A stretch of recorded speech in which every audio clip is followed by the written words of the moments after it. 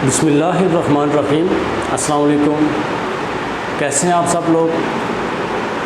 आज हम स्टार्ट करने लगे हैं ग्रेड 9 सब्जेक्ट केमिस्ट्री। टॉपिक है आज हमारे पास, that is the relative atomic mass and atomic mass unit. Let's start. सबसे पहले आपको ये बता दें कि टॉपिक छोटा सा है बट इम्पॉर्टेंट है।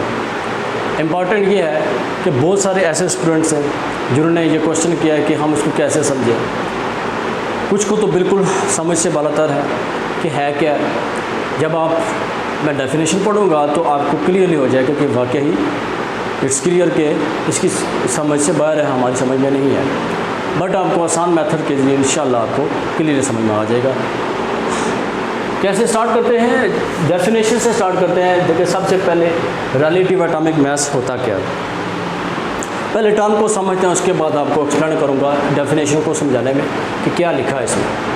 डेफिनेशन क्या कहती है? Relative atomic. सबसे पहले हम समझेंगे रिलेटिव वर्ड में। रिलेटिव का मीनिंग होता है जब कोई करीबी ताल्लुक हो या कोई जिसको हम कहते हैं कि कोई करीब कोई चीज़ हो या रिश्तेदार इसको बोलते हैं। तो यहाँ पे जो केमिस्ट्री में रिलेटिव का जो वर्ड यूज़ हुआ बेसिकली यहाँ पे भी वही चीज़ है। रिलेटिव मीन्स कोई चीज़ करीब तरीन है। The mass of an element, किसी भी एलिमेंट का कोई मास। एलिमेंट क्या होता है? अ पीस ऑफ, यू कह सकते हैं a substance that can not be broken down into simpler substance. ऐसे सब्सटेंस जिनको हम मज़ीद छोटे हिस्सों में डिवीजन नहीं कर सकते, उनको हम एलिमेंट का नाम देते हैं। जैसे हाइड्रोजन, ऑक्सीजन, नाइट्रोजन, ये कार्बन है, etcetera. The average mass of an element. हम क्या करते हैं, हमने क्या करना, देखिए टॉपिक हमारा है रिलेटिव एटॉमिक मास। हम ये चाहते हैं कि हमने एटॉमिक मास निकालना है बट रिलेटिव निकालना है। हमने कोई एक ऐसा एलिमेंट चुनना है जो उस सब एलिमेंट पे क्या हो, उसका एक एलिमेंट ऐसा लेना चाहिए जिसका हम वेट लेकर सब जितने भी एलिमेंट हैं सब का हम एटॉमिक मास निकालें। तो एटम्स ऑफ दैट एलिमेंट, हमने कोई ऐसा एलिमेंट लेना है जिसका हम एवरेज उस एटम के एलिमेंट का एवरेज मास लें हैज़ कम्पेयर टू, उसका क्या करें, उसको कंपेयर करें 1/12 उसका 1/12 हिस्सा इसको कहते हैं, एटम्स ऑफ कार्बन। तो हमने यहाँ पे सिलेक्शन तो कर ली कार्बन आइसोटोप्स। तो हम इसको समझाते हैं बेसिकली है क्या चीज़ है। कार्बन 12 एक ऐसा एलिमेंट है पूरे पीरियोडिक टेबल के अंदर जिसका हम एवरेज एटॉमिक मास लेकर बाकी जितने भी एलिमेंट हैं उनका मास निकालते हैं। इस डेफिनेशन में ये बताया गया कि उसका 1/12 हिस्सा लेकर हमने बाकियों का एवरेज मास निकालना है। बट ये है क्या? मेरे ख्याल से मैं कुछ जो कह रहा हूँ आपकी समझ से बाहर है। तो स्टार्ट करते हैं इसकी हिस्ट्री। पुराने ज़माने में ये होता था कि जब जो ही एलिमेंट डिस्कवर होना शुरू हुए, रिसर्च होना शुरू हुई, तो साइंटिस्ट ने ये सोचा कि हम कोई एक ऐसा एलिमेंट चुनें जिसका हम क्या करें, एक एवरेज मास निकाल कर बाकी जितने भी एलिमेंट हैं उनका मास निकालें। ये हमारे पास पुरानी हिस्ट्री थी। तो स्टार्ट पे जो सबसे पहले जो लिया गया वो बेसिकली हाइड्रोजन को लिया गया। बट हाइड्रोजन क्यों लिया गया? क्योंकि सिंपलेस्ट फॉर्म था, इस वजह से इसको लिया गया। बट यहाँ पे ये क्या हुआ, ये इसको हम कह सकते हैं कि ये नाकाम हो गया। हाइड्रोजन को हमने निकाल दिया। हाइड्रोजन से इस तरह का एवरेज एटॉमिक मास नहीं निकाल सकते क्योंकि इसमें बहुत सारे ऐसे करैक्टरिस्टिक हैं जिस पर वो पूरे नहीं उतर रहे। जैसे हाइड्रोजन क्या रिएक्टिव में भी आता है, हमने सारी चीज़ें देखती हैं। तो यहाँ पे हाइड्रोजन सिंपलेस्ट फॉर्म तो है बट इसको इग्नोर कर दिया उन्होंने। अगर हम यूँ समझें कि पुराने ज़माने में ये होता था, जैसे हम इंसान हैं, हमारा वेट क्या है, फॉर एग्जांपल हमारा वेट है, किसी का 60 है, किसी का 70 है, किसी का 75 है। तो एग्जैक्ट जो वेट है हम किसी का भी नहीं निकाल सकते। इसकी वजह क्या है कि हम सिर्फ एवरेज लेते हैं। जैसे अगर हम यूँ बात करें, आप बाज़ार में जाते हैं, जब आपने कोई सेब लेने हैं, एप्पल लेने हैं, आम लेने हैं, तो आप क्या करते हो, जब उसको कहते हैं भाई 1 किलो सेब दे दो, तो वो आपको 1 किलो सेब अलग से नहीं देगा, उसको पता नहीं कि कितना इसका वेट है। बट उसको नापने के लिए उसने क्या किया होगा, वेट बैलेंस के साथ उसने एक पत्थर नुमा कोई चीज़ होगा, फॉर एग्जांपल वो एक तरफ रखता है 1 kg का पत्थर रखता है, तो उसका क्या करता है वेट निकाल के आपको सेब दे देता है। बट अगर वो पत्थर ना होता तो उसका वेट एग्जैक्ट तो नहीं दे सकता था। बट ये कि उसने एक एवरेज लिया, उसने उसका रिलेटिव लिया, उसका रिलेटिव मैस लिया। जैसे सेब 1 kg है तो वो पत्थर भी 1 kg होगा, और जो पत्थर है वो क्या है, रिलेटिव है। इस वजह से हमें वो, इसी वजह से आपको कह रहा हूँ कि ये जो कायनात का जितने भी चीज़ें हैं उसका जो है ना एग्जैक्ट वेट मालूम नहीं किया जाता, फाइंड नहीं किया जाता। तो सबसे पहले हम इसकी हिस्ट्री के बाद हम इसको स्टार्ट करते हैं। तो उन्होंने साइंटिस्ट ने जब ये काम करना शुरू किया तो उन्होंने कहा कि चलें हम शुरू करते हैं कि जितने भी एलिमेंट हैं सबको हम लेते हैं बारी बारी, उनमें ऐसी कौन सी करैक्टरिस्टिक होनी चाहिए कि ये सारी चीज़ों पर उतरे। तो वो कौन कौन सी करैक्टरिस्टिक थी। नंबर 1 जो हमारे पास थी, जो उन्होंने सोचा कि सबसे पहले जो हमारे पास कैरेक्टरिस्टिक थी वो थी अबंडेंस, कि एक कोई ऐसा एलिमेंट लें जो बिल्कुल अबंडेंस हो, जो हर वक्त रहे, यूँ कहें कि ज़्यादा तादाद में मौजूद हो, अबंडेंस हो। यूँ कह सकते हैं परसेंटेज अबंडेंस मीन्स इस नेचर के अंदर है, होना चाहिए, उसकी अबंडेंस ज़्यादा से ज़्यादा होनी चाहिए। अगर आप यूँ नहीं समझे, फॉर एग्जांपल आपको टीम बनाते हो, जब आपको हॉकी की टीम बनाओ, क्रिकेट की टीम बनाओ एक्सेट्रा, तो आप जब कैप्टन की सिलेक्शन करते हो, कैप्टन की सिलेक्शन करने से पहले आप क्या करते हो कि सबसे पहले ऐसी टीम में ऐसा लड़का होना चाहिए कि ऐसा कैप्टन होना चाहिए जो क्या हो, बिल्कुल हर रोज़ रेगुलर रूटीन पे आए, ठीक है। अगर वो कैप्टन खुद ही ऐसा लड़का जो खुद ही गैरहाज़िर रहे या रोज़ाना टाइम पे नहीं आएगा तो उसको हम कैप्टन चूज़ नहीं करेंगे।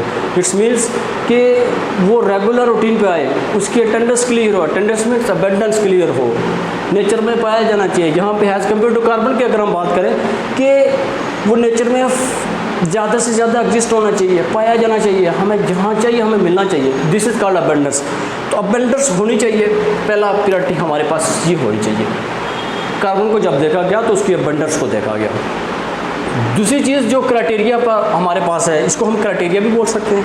दूसरा जो क्राइटेरिया हमारे पास, एक तो अबंडेंस हो गया, दूसरा हमारे पास जो है दैट इज़ द कोई ऐसा एलिमेंट हो जो क्या हो, मोस्ट रिएक्टिव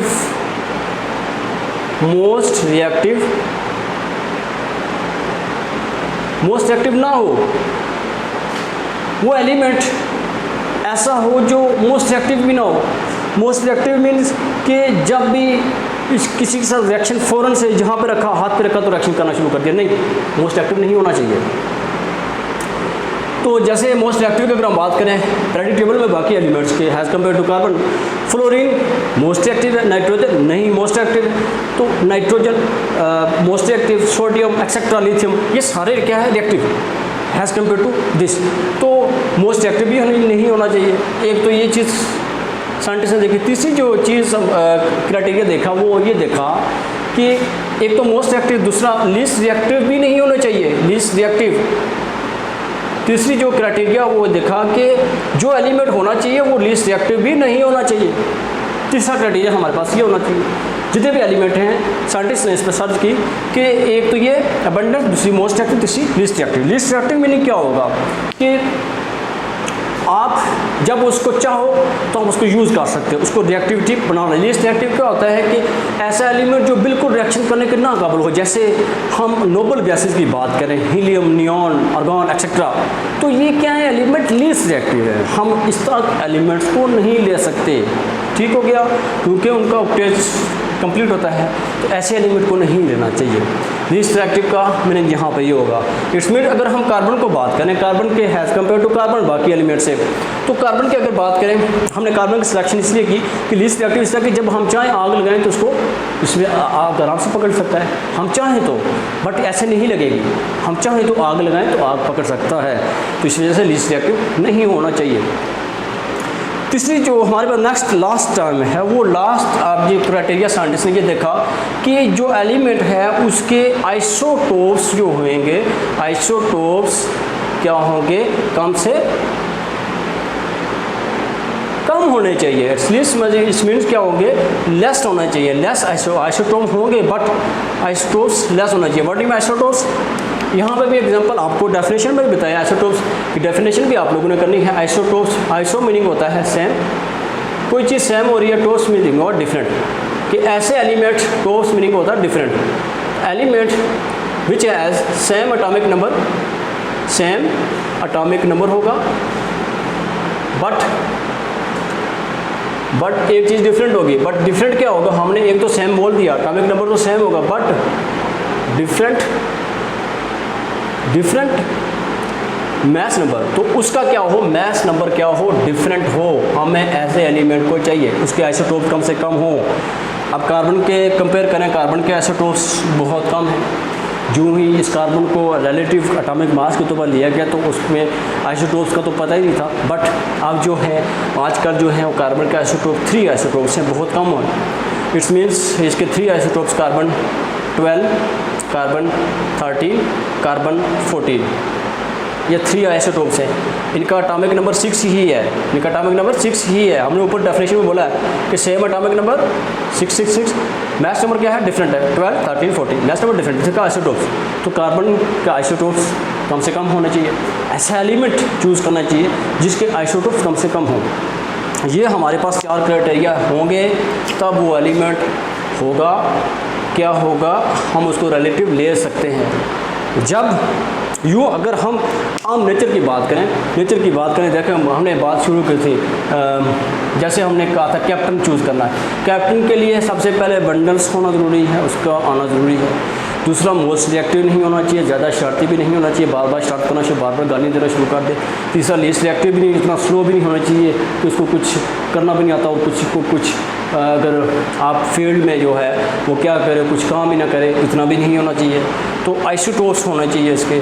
इस मीन्स क्या होंगे, उस टीम में उसके ऐसे बहन भाई नहीं होने चाहिए जिनको वो कुछ कह ना सके। तो ये सारे क्राइटेरिया हमें पूरे होंगे तो हम एलिमेंट को चूज़ करेंगे। तो साइंटिस्ट ने सर्च करने के बाद, ये रिसर्च करने के बाद जो लास्ट में ये निकाला कि कार्बन 12 एक ऐसा आइसोटोप्स है।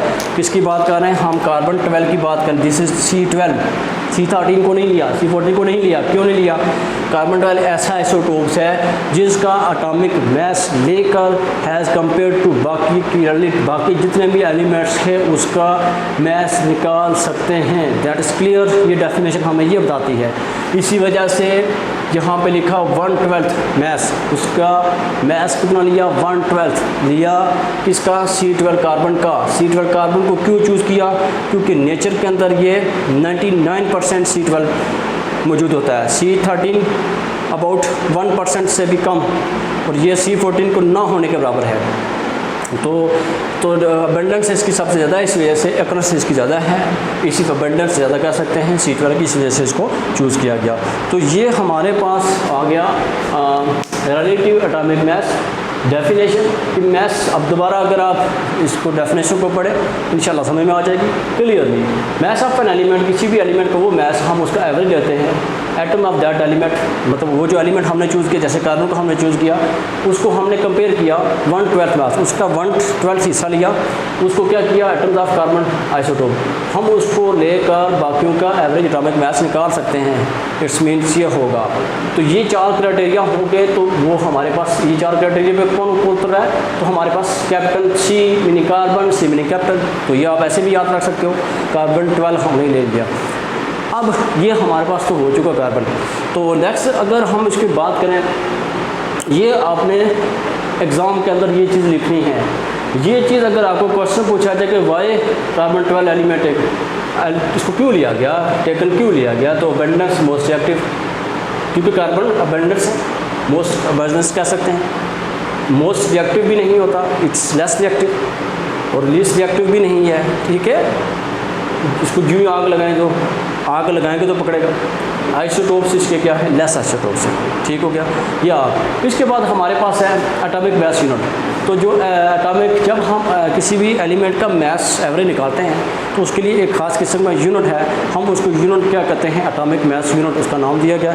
इसको शॉर्ट फॉर्म हम यू कह सकते हैं, AMU भी कह सकते हैं। वर्डिंग में AMU, A meaning atomic, M meaning mass और U मीनिंग यूनिट। तो ये हमारे पास इसका यूनिट हो गया, एटॉमिक मैस यूनिट। तो साइंटिस्ट ने उसके बाद इसका यूनिट भी निकाला, AMU। अब AMU क्या चीज़ है, एक AMU बेसिकली ये वैल्यू आपने याद रखनी है। अब इसका जो प्रूफ है, बट वो नेक्स्ट क्लासेस में आप इंशाल्लाह इसके बारे में डिटेल में पढ़ोगे। इसका फार्मूला अप्लाई होता है कि जब आप एक AMU का फार्मूला है number of carbon atom divided by 12, तो इसका फार्मूला है, इसमें हम मोल्स जो है बाहर निकालते हैं, नंबर ऑफ़ मोल्स की वैल्यू पुट करते हैं, एवोगाड्रोस Na की वैल्यू पुट करते हैं, एवोगाड्रोस की नवी वैल्यू पुट करके आप उसको डिवाइड करते हैं 12 से, तो हमारे पास एग्जैक्ट आंसर आ जाता है। खैर वो लंबा आपका काम है, बट ये है कि आपकी क्लास के लिए इतना ही है क्योंकि छोटी क्लास है।